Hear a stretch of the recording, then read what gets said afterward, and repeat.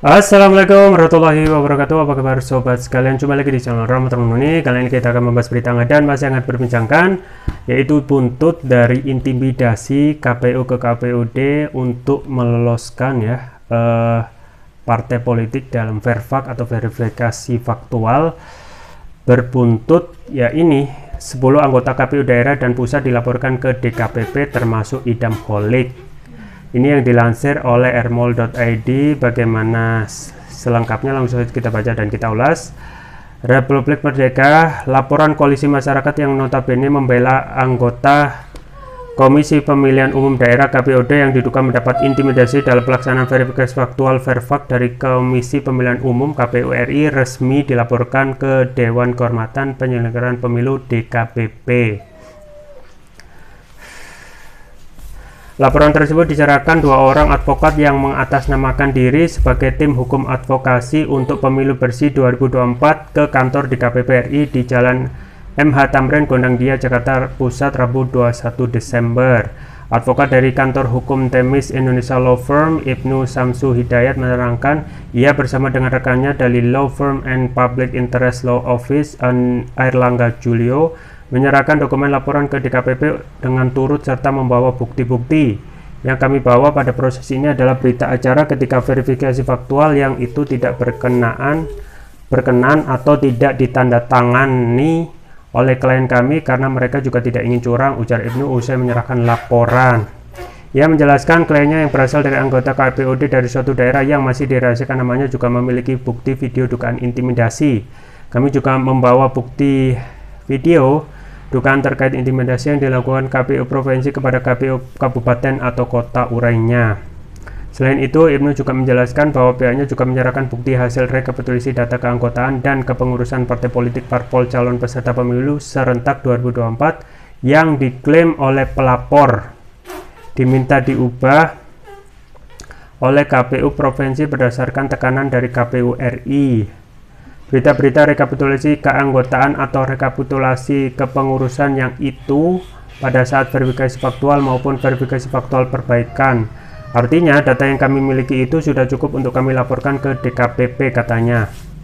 Lebih lanjut, Ibnu menjelaskan bahwa laporan yang dilakukan pihaknya ke DKPP adalah tindak lanjut dari surat somasi kliennya yang tidak dianggap oleh KPU RI dalam kurun waktu yang ditentukan selama 7 hari. Surat somasi yang dilayangkan tim hukum advokasi pemilu bersih 2024 dilakukan pada 13 Desember yang lalu, sehingga masa kadaluarsa surat jawaban yang seharusnya dikirim oleh KPU RI jatuh pada Senin kemarin 20 Desember 2022. Atas dugaan itu, Julia menambahkan penjelasan kliennya melaporkan sejumlah anggota KPUD tingkat provinsi dan juga kabupaten atau kota yang diduga melanggar kode etik penyelenggaraan pemilu termasuk 1 orang pimpinan KPU RI. Kami mengadukan 10 terlapor, diantaranya adalah komisioner KPU di kabupaten dan juga komisioner KPU di salah satu provinsi dan ada 1 komisioner KPU pusat, ujarnya. Kami melaporkan juga pelanggaran etik yang dilakukan oleh salah satu komisioner KPU pusat, Idam Holik, yang memberi ancaman secara terbuka di acara konsolidasi nasional KPU se-Indonesia. Demikian Julio menambahkan. Ya, sobat sekalian, itu buntut dari intimidasi KPU pusat kepada daerah dan memang kalau kita bertanya kepada yang tersangka masing-masing pasti akan ada bantahan-bantahan, tetapi tidak mungkin semuanya bantahan itu bisa diterima dan tidak mungkin juga apa yang diadukan oleh KPU daerah tentang adanya intimidasi dari pusat itu tidak benar sama sekali. Nah, ini juga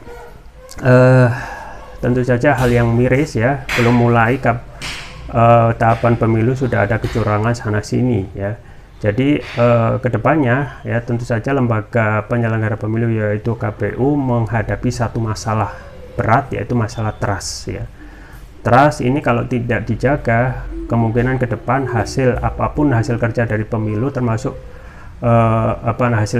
hasil kerja KPU dan hasil dari pemilu itu dikhawatirkan tidak akan bisa mendapatkan kepercayaan publik, Jadi trust itu sangat menentukan, makanya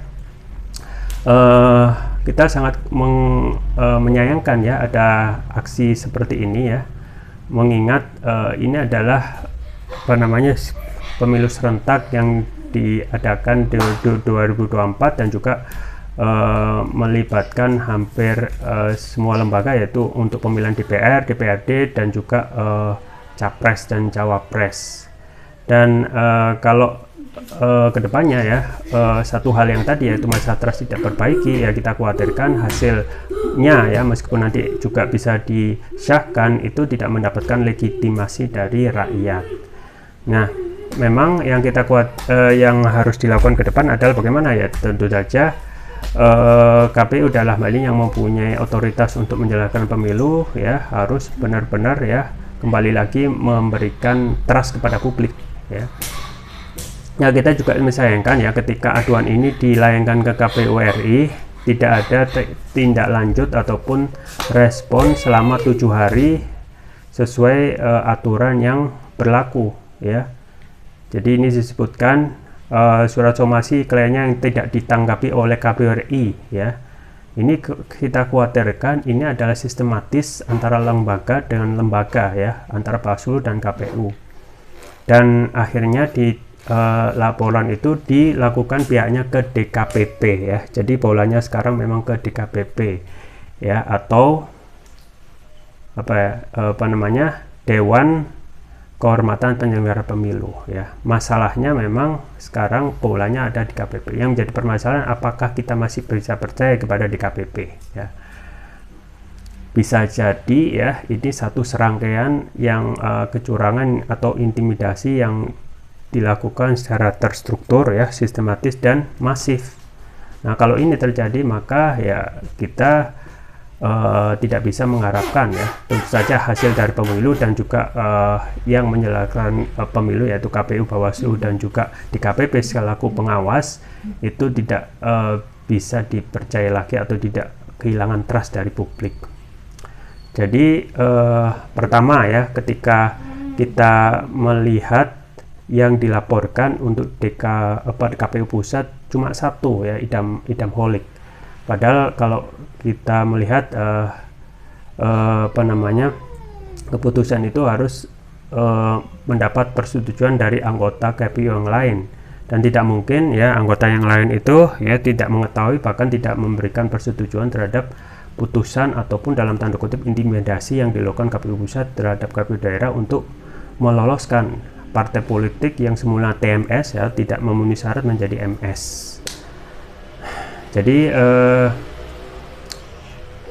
kembali lagi ya, untuk DKPP yang sekarang polanya ada di situ ya, salah satu yang bisa ya, jadi salah satu hal yang harus dilakukan di DKPP tentu saja mengembalikan lagi marwah KPU dan Bawaslu yang saat ini tercemar oleh tindakan pelanggaran kode etik dari para anggotanya, baik itu KPU dan Bawaslu. Dan tentu saja apa yang bisa dilakukan yaitu menegakkan aturan yang sudah ada. Nah, masalahnya apakah kita masih mendapatkan atau menaruh harapan atau trust kepada DKPP juga ya. Jadi salah satu yang bisa dilakukan tentu saja tindakan tegas ya, tindakan tegas kepada aktor-aktor yang benar-benar melakukan ya, kalau terbukti ya melakukan intimidasi ini dengan melakukan tegas, yaitu apa, pemecatan ya. Pemecatan ini salah satu yang harus bisa dieksekusi ya kalau benar-benar terbukti. Dan kita melihat ya, kita juga menyayangkan kalau KPU pusat kenapa harus cuma satu ya, padahal ya, ini berlaku kolektif kolegial, artinya semua keputusan itu ya dilakukan oleh bersama-sama dalam satu rangkaian ya lembaga KPU. Dan harus dipecat. Kenapa? Karena ini merupakan suatu pelanggaran yang sifatnya kejahatan pemilu ya. Nah, ingat ya, ini itu sudah baru tahap awal ya. Kita tidak bisa membayangkan jika seseorang misalnya sudah sejak awal sudah tidak mempunyai trust, maka atau kita anggap seperti pedagang ya, kalau kita sudah tidak percaya lagi maka sudah dipastikan ya pembeli itu tidak akan datang lagi ke pedagang tersebut karena tidak mempunyai trust lagi. Itu juga berlaku pada semua hal, termasuk juga KPU sekarang yang menghadapi masalah trust yang suka atau tidak harus benar-benar memperbaiki ataupun mengembalikan trust publik kepada lembaga penyelenggara KPU ini, yaitu KPU dan Bawaslu, agar kepercayaan publik itu kembali lagi. Makanya harus bersikap tegas ya terhadap tentang isu ya dugaan intimidasi yang dilakukan KPU ke pegawai daerah. How come gitu ya? How come di saat kita itu ya mengharapkan adanya perubahan ya di dalam hal kepemiluan ini justru dirusak oleh orang-orang yang dalam tanda kutip tidak bisa melihat kepentingan pemilu untuk kepentingan rakyat secara meluas. Dan kita khawatir ini kalau tidak akan disikapi tegas ya, tidak disikapi dengan tegas melalui pemecatan ya, atau tindakan tegas yang lain ya, kita khawatirkan DKPP juga masuk angin ya. Nah memang pasti akan ada bantahan-bantahan dari KPU maupun dari Bawaslu ya, yang mempunyai argumentasi masing-masing.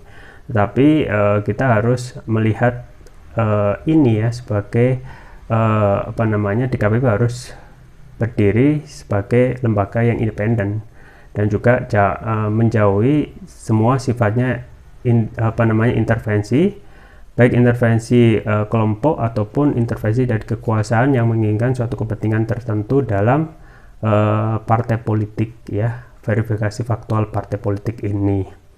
Nah, hanya itu yang bisa dilakukan oleh DKPP saat ini, yaitu bertindak tegas ya, kemudian dengan memecat ya, kemudian menunjuk kembali ya yang mempunyai kewenangan untuk menunjuk KPU, dipilih orang-orang yang mempunyai integritas yang tinggi ya, yang mau menegakkan aturan dan menjauhi ya intervensi yang itu akan membuat independensi KPU dan Bawaslu itu akan tercemari.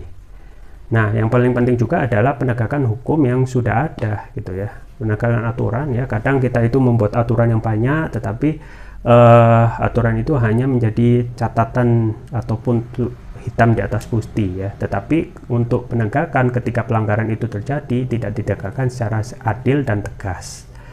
Nah, itu kan masih lama ya, kita itu kurang lebih lama lah, 9 atau 8 bulan, tapi so far ya kayaknya untuk waktu 9-8 bulan dengan konstelasi politik itu akan terasa sangat sebentar. Makanya dalam hal ini harus dikejar oleh DKPP ya, supaya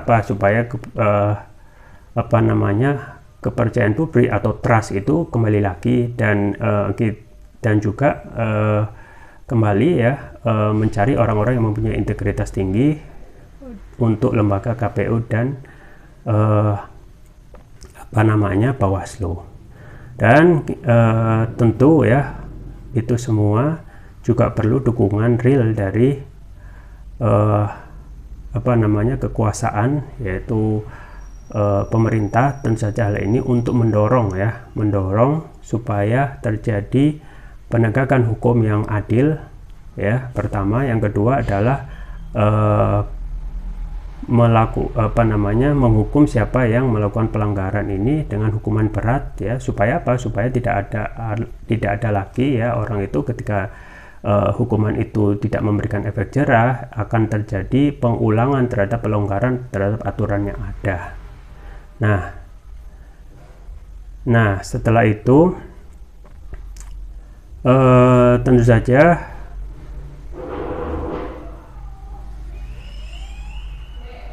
saja ini juga berlaku untuk semua anggota KPU ya, karena KPU yang dilaporkan ini KPU pusat yang konon ya, itu yang melakukan intimidasi ya, bahkan pengancaman sampai membawa, kalau tidak menuruti akan dibawa ke rumah sakit. Ini jelas-jelas tindakan kriminal dan bisa saja dikenakan hukum pidana yang tentu saja ini harus ditegakkan supaya memberikan efek jerah gitu ya, supaya tidak terus-menerus orang yang mempunyai kekuasaan itu melakukan hal-hal ya dengan tangan besi ya, tanpa menghiraukan terhadap aturan yang ada. Nah kita harapkan ya dengan adanya kasus ini bisa akan membuka KPU dan juga Bawaslu termasuk juga DKPP untuk segera menindaklanjuti dan menyelesaikan persoalan ini secara serius dan berkeadilan agar mengembalikan lagi trust atau kepercayaan publik kepada lembaga yang nanti akan menyelenggarakan pemilu di 2024, yaitu KPU dan Bawaslu.